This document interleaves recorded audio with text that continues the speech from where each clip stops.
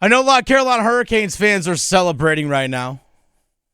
It's the Drive with Tim Donnelly on 99.9 The Fan. Dennis Cox sitting in for Tim Donnelly this afternoon. If you haven't heard the news, Nikolaj Ehlers, 6 years, $8.5 million a year, joining the Carolina Hurricanes. I'm excited, Max. Max Goren producing the show today. Again, Dennis Cox sitting in for Tim Donnelly. If you look at this Carolina Hurricanes team now with the offseason moves that they've made, and they've made, really, yes, you can say two additions. The first move was Logan Stankoven, an 8-year contract extension on top of the final year of his entry-level contract. So you have Logan Stankoven for 9 more seasons. You got Keandre Miller as part of a trade with the New York Rangers. Yeah, it did cost you a couple of high draft picks, a first and a second, and one of your top prospects, top young defensive prospects in Scott Morrow. Okay, it cost you that, but there wasn't going to be a spot for Scott Morrow on this team anytime soon. And then you go on and get Nikolaj Ehlers. If you look at players that are under contract for the Carolina Hurricanes for the next 3 years or longer, for this team, Sebastian Aho, Nikolaj Ehlers, Andrei Svechnikov, Seth Jarvis, Jesperi Kotkaniemi, Taylor Hall, William Carrier, Eric Robinson, Keandre Miller, Jacob Slavin, Sean Walker, Shane Goss. I'm sorry, not Shane Gostisbehere.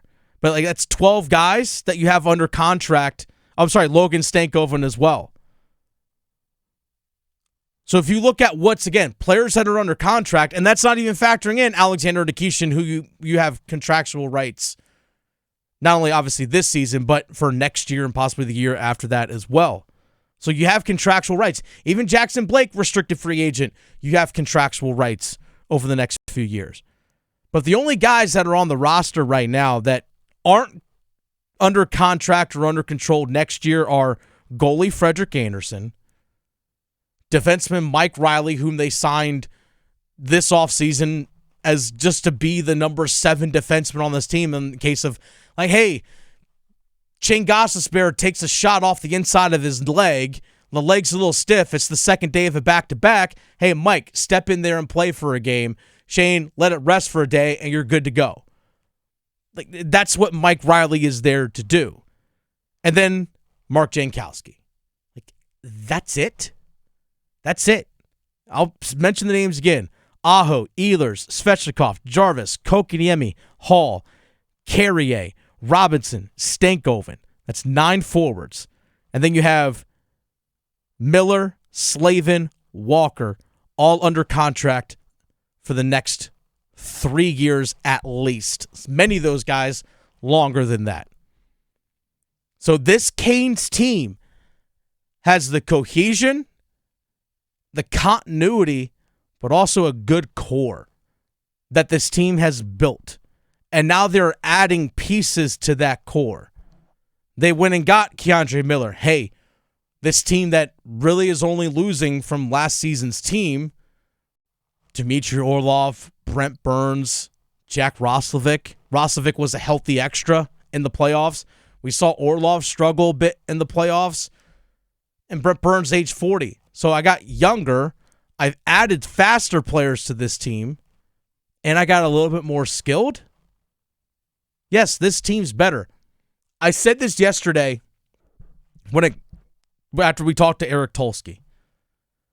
Is that with the continuity and the cohesion of this locker room, when Nikolaj Ehlers steps in and Keandre Miller step into the locker room on this team, they're going to look around the room and see a group of guys that was like, hey, we got to beat the Florida Panthers. In order for us to get to the Stanley Cup final, we got to go beat the Florida Panthers. What we're doing right here, we got to elevate our play. It's a lot easier to get 2 guys to buy in than try and bring in 7, 8 new guys and try and reform your culture, or even 8, 9 guys and try and reform your culture. This team doesn't have to do that. Pretty much everyone in that locker room is going to be able to look at each other and go, hey guys, remember that feeling last year in the Eastern Conference Finals? Remember that? Yeah, I don't want to feel that anymore. We got to elevate our play. No. We're sticking around a little bit longer here for our workout. Whatever it is. Whatever we're doing off the ice. All those things. And also just the preparation for this offseason. I have no doubt. Obviously, Keandre Miller, much more familiar playing in the Eastern Conference, and obviously having played against the Carolina Hurricanes in the playoffs, knows what it's like to be on the wrong side of losing to the Florida Panthers in the playoffs. Just a couple of years ago with the New York Rangers, Keandre Miller lost to the Florida Panthers in the playoffs in the Eastern Conference Final. He's felt that before.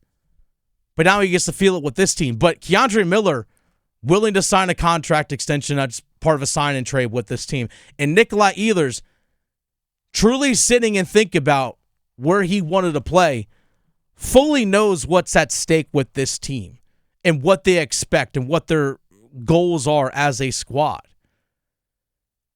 Those guys come into this situation knowing it. And the fact that they have so many guys under contract, young players too, by the way. Like Aho's 27. Ehlers is 29. Svetch is 25. Jarvis is just 23. Stankoven's 22. Keandre Miller's 25. This is a young core overall that's entering its prime years that, again, can still be better. There are guys that can still improve their play.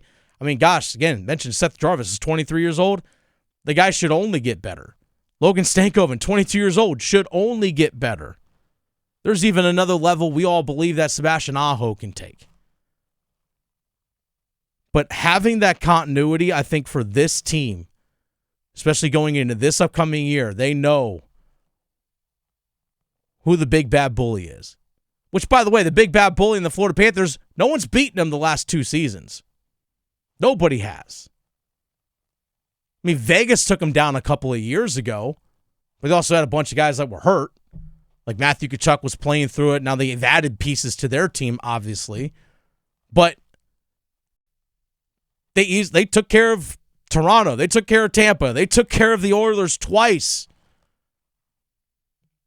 In Carolina, people are like, well, you only won 1 game against those guys. But yeah, because they're 2-time reigning champs.